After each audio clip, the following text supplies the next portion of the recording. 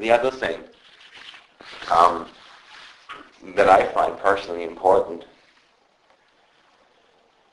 is that once your meditative process starts,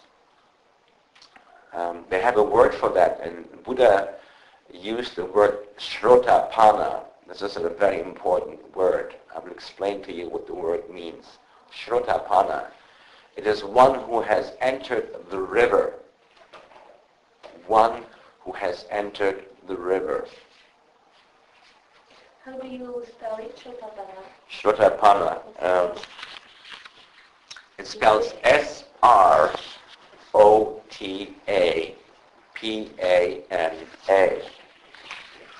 Shrotapana. That word is very important.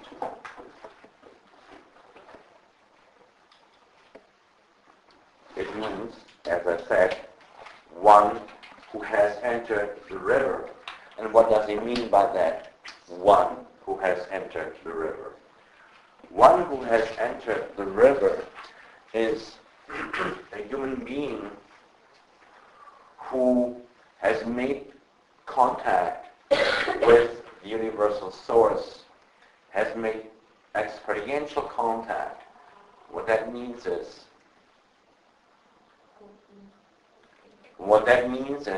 such a person has had an initial experience of waking up in consciousness.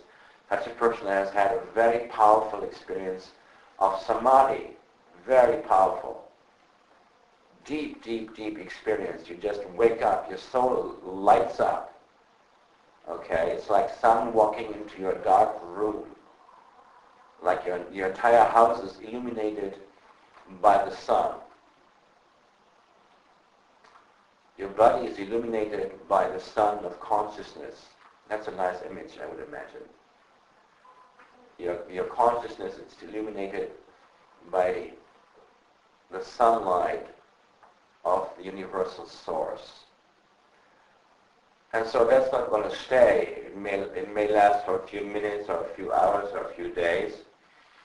In all likelihood, it's not going to stay with you because it comes and goes. That's the whole process is like that.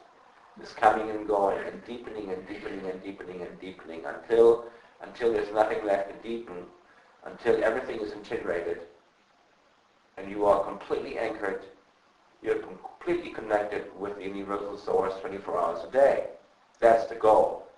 And anything before that, you stop anywhere before that, it means you're stopping before the goal. You're like a person who's digging for a well, who's digging for water, and you stop digging before you actually hit water. Maybe the earth gets moist, but you still haven't gotten the water. And so Shrotapana is somebody who has entered the river of consciousness in such a way that it becomes impossible for him to turn back. He has entered the stream of awakening and he has gotten past the point of return. So that person will reach awakening for sure. Not clear how much time it will take. Another interesting part here is also that when the story goes that when the Buddha became enlightened, that he thought this is such an exceptional event that I will have no chance of teaching this to anybody, and therefore for me to attempt to teach is useless. So Buddha's decision originally was that he was not going to teach. So the story continues and by saying the gods in the heavens became really worried about that because they did not like him to decide that way. And so they approached him with an argument to convince him to teach. Really great story. And what they said was, listen, you are right. 99% of everybody that comes before you will not understand what it is you're talking about. Therefore, for you to attempt to teach the masses would be clearly useless, and you are right, it will have no positive outcome. And then there is an incredible, small percentage of people. They are so determined to awaken. They are so determined to become enlightened. They are so determined to meet the source of the universe that no matter what happens, they will succeed. So even they, whether you are there or whether you are not there, it won't make a difference to them. They will still reach. And the Buddha said, okay.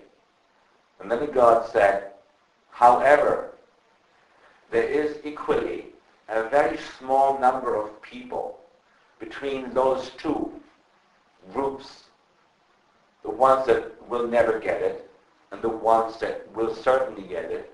There's one third group in the middle between those two groups, and that's the people that are at the edge between those two groups. And if you speak to them, they will become awakened. And if you do not speak to them, they will not become awakened. Therefore, for that small group of people, you should make the decision to teach. And the story goes that because of that argument, Buddha decided to go and teach.